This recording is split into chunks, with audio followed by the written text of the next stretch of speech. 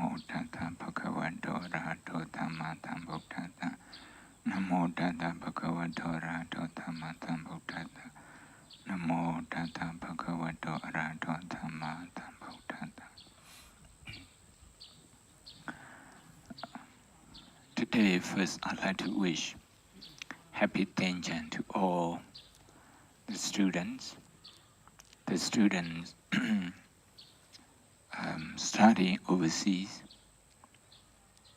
who have returned home to Myanmar or who have chosen to remain at that university overseas. I'd like to wish all of you a very happy Tenja Myanmar New Year. I also would like to talk about the heightened and sustained stress that you have been undergoing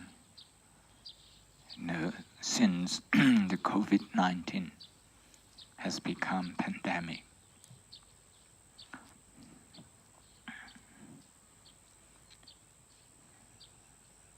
You will be worried, and you will have been worried and anxious about your study,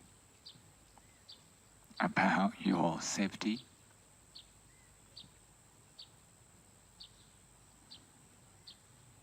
and rightly so. Sometime maybe you will be glued to your iPhone and iPad, television, just following the news, the updates and developments of the COVID, the Wuhan virus. In addition to the threat, the great threat from the virus itself, there are also people blaming each other because all of them, they are under stress. They say things that hurt other people. And even with the best scientific advice, government in rich countries, in developed countries like in America and EU, many still make mistakes. No one government is prepared for this outbreak of COVID-19, this pandemic. So people can accuse each other of a delayed decision,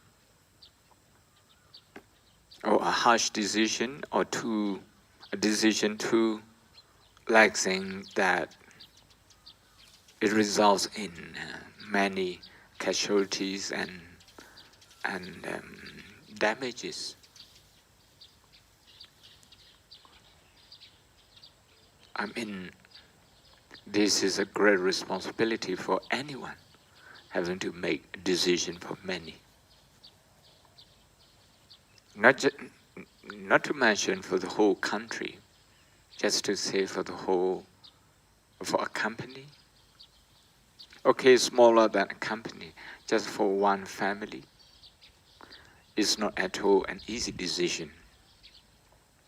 So if we are mindful of this difficulty, and that this difficulty is universal, then we have some perspective. Otherwise, we can get carried away by anxiety. We increase our own anxiety, and that damages psychological health and physical health. We all know this because it weakens our immune system.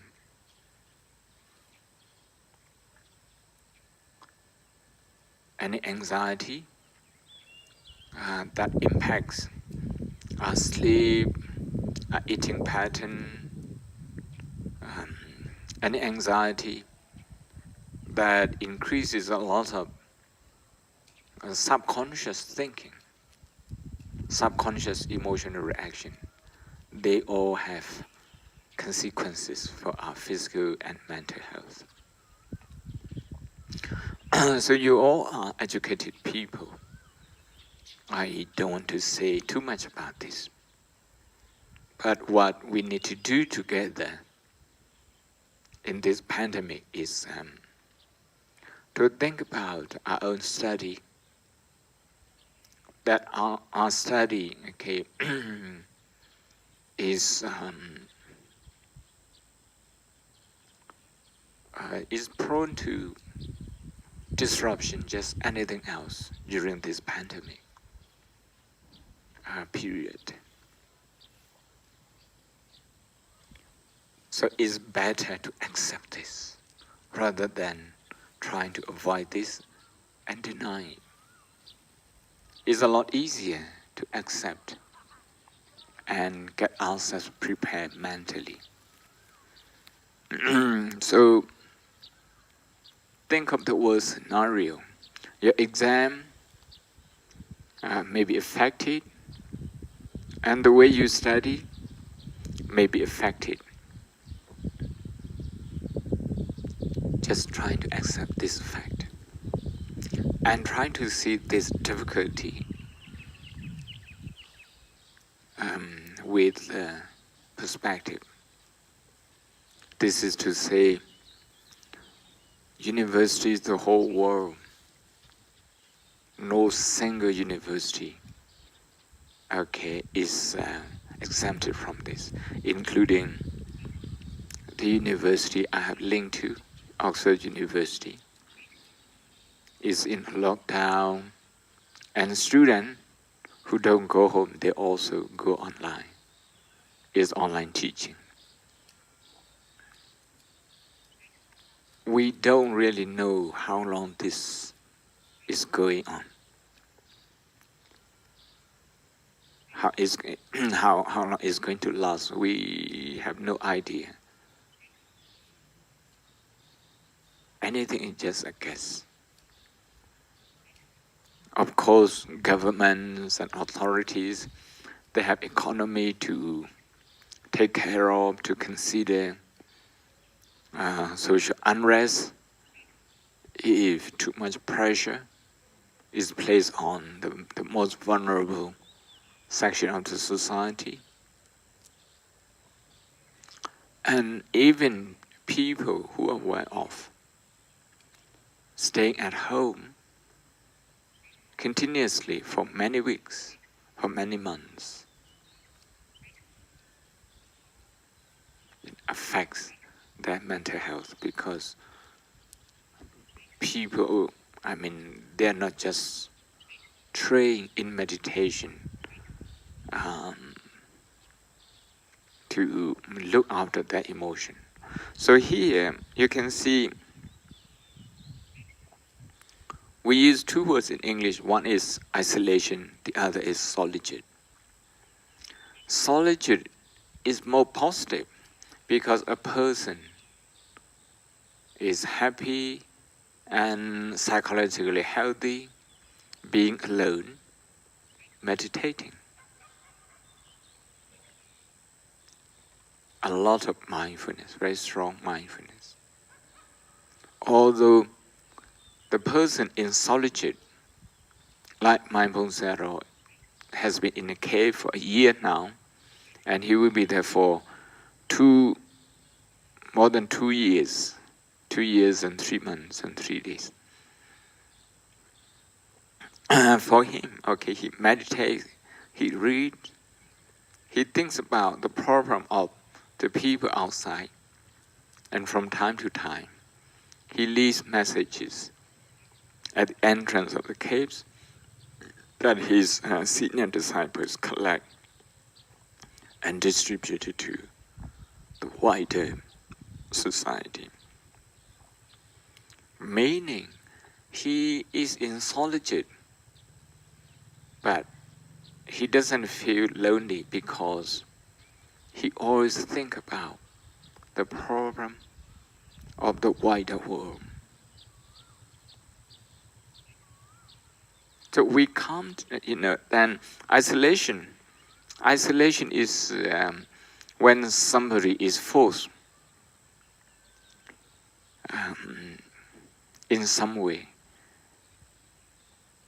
to keep themselves apart, like lockdown, for example. This has a negative meaning the situation forces us to go into isolation. So some of you will have gotten into a quarantine, either at home or in a government-designated facility. And that in itself is a very stressful situation. But the whole world is doing this, to save us and to save everyone.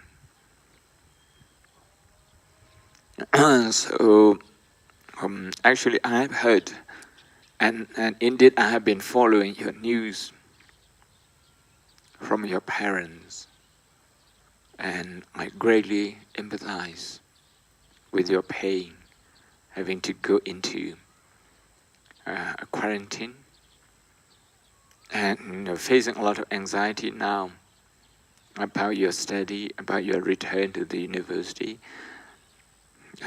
Look at the airlines.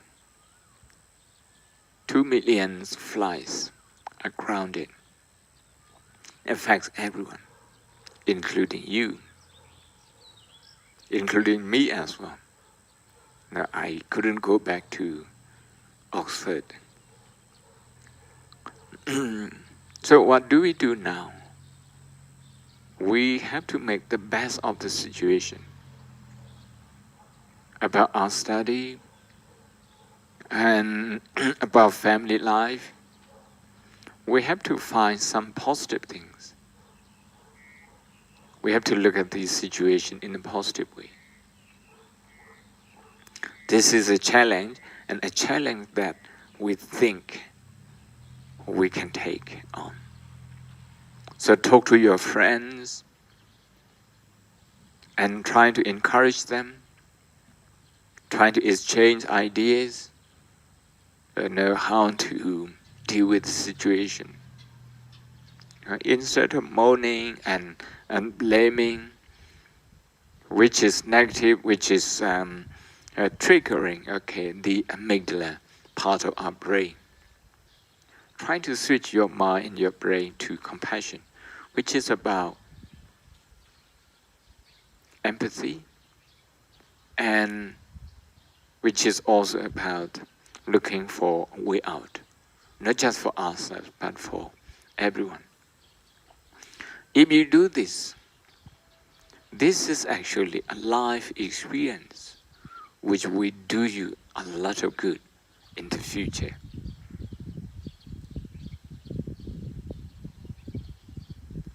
I don't personally think that your study will be delayed because it's not a personal problem. It's a universal problem, it's an institutional problem, it's an international crisis. Every country, schools are closed, maybe except 1 or 2 countries like Sweden, but very rare. And some of the exams, say in Myanmar, they have to be suspended midway. So for those students, I don't really know how the Minister of Education is going to ensure that their education is not affected. But one way or another, everyone is going to be affected. Students, their parents, their schools, universities, the economy. I don't really see how any one country or person or company will be spared. This is to say we are in the same boat, we are in this all together.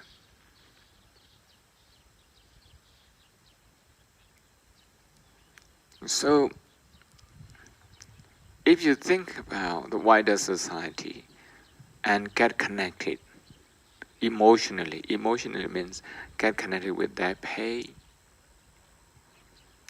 the most vulnerable one who can't go to work, their suffering, the frontline professionals who have to go to work, the doctors and nurses, the police,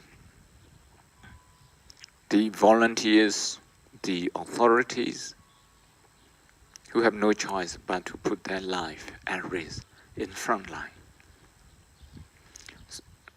And think about their family, how anxious their family would be.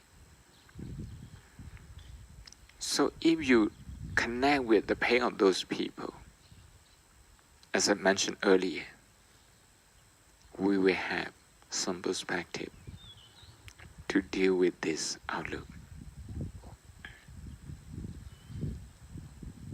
Having said all these things, I trust in all of you and in the universities you are in, that everybody is thinking about the best solution.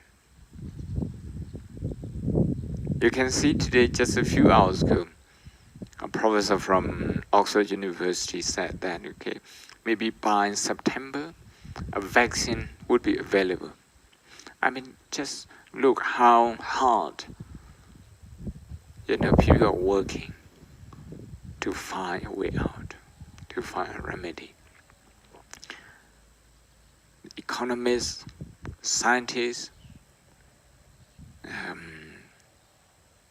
the professors, so everybody is thinking about solution. We are not giving up. We are more determined than ever to help each other. So with this a positive note, I would like to recite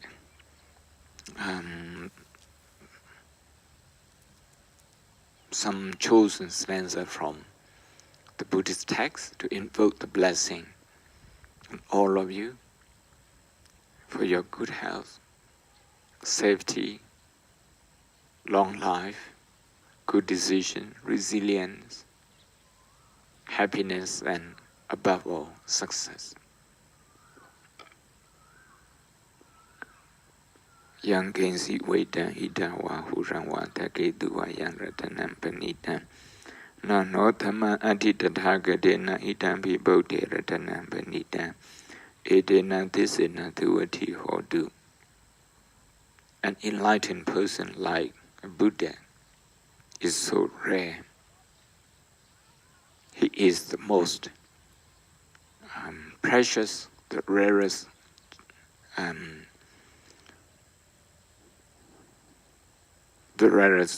jewel that we can think of here in the human world and also in heaven. With this truthful pronouncement on the Buddha, may I invoke the blessing of the Buddha on all of you once again for your good health, safety, long life, resilience, good decisions, peace, happiness, and above all, success.